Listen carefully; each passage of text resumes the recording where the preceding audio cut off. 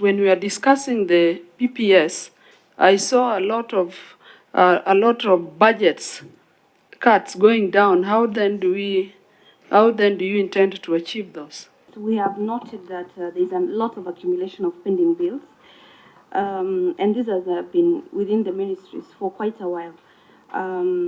How is the ministry planning to address the issues on pending bills? Because it's one thing to talk about the problem, but we need solutions. And we believe that you being a new CS, you definitely have a plan in place. What are you doing, or what is the ministry generally doing to address this issue? And secondly, what is the status of the modernization of the Kenya Broadcasting Corporation and the revamping of Postal Corporation? Thank you. We have talked to Treasury in a view of trying to find how we can close this matter of pending bills.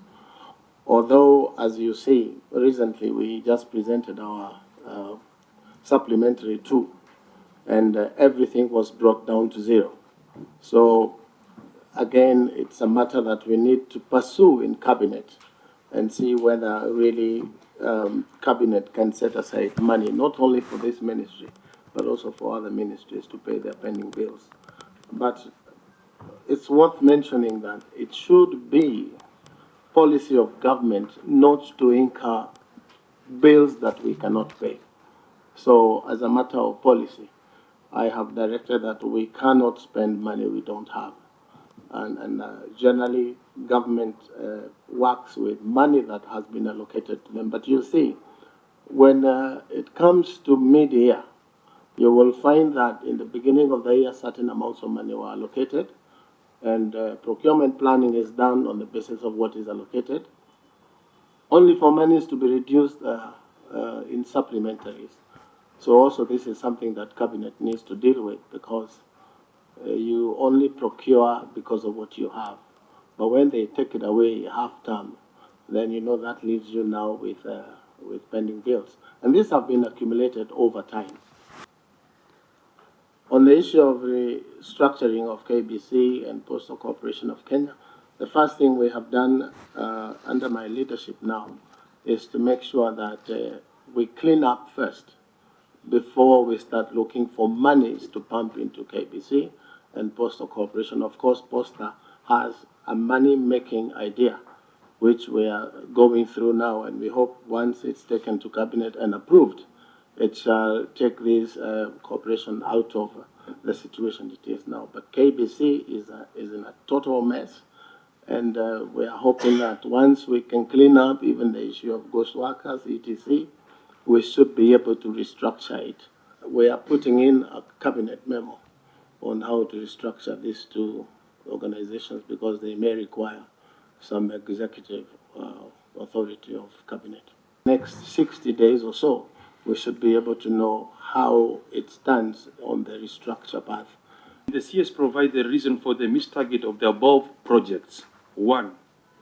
Out of 1,491 of Wi-Fi hotspot achieved, how many counties have already benefited from this project?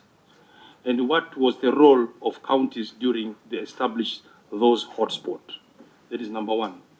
Number 2, okay, how many hubs are already established and the cost? How many hubs? Okay. Which specific counties and those hubs already established? What was the role of the county in putting up all those hubs? What is the role of the counties? Because we represent counties. First, on the public Wi-Fi's, we committed as part of the digital superhighway to implement 25,000 public Wi-Fi's across the country, largely targeting on markets and the public road stages. As of now, we've made deployment under the ICT authority, and the role of the counties is that most of the markets are actually under the county governments. Initially, we had a challenge of how to power these public Wi-Fi's, which really affected some of the implementation because of the responsibility of who pays for the power bill. And we've structured how to work, working with the county government and also the market leadership So we're finding some structure there.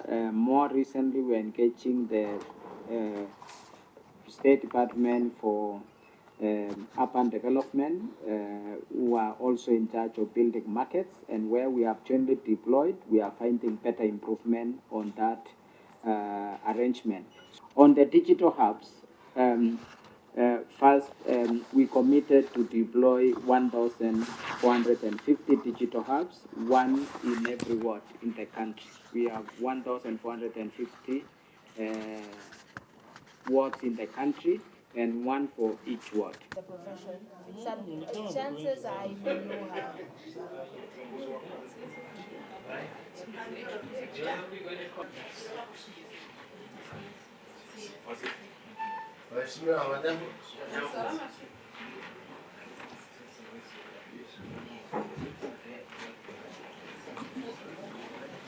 Of this committee.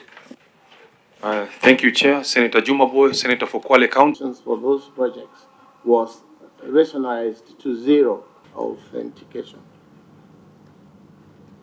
as 108 million, and this amount here is all the general merchant spending bills for the financial year 23-24. Intervened as a committee and said that Your minister that you're just taking over from set that pace. It was not us. It was not an issue of coming from us. Be aggressive. Now we have decided to be super aggressive.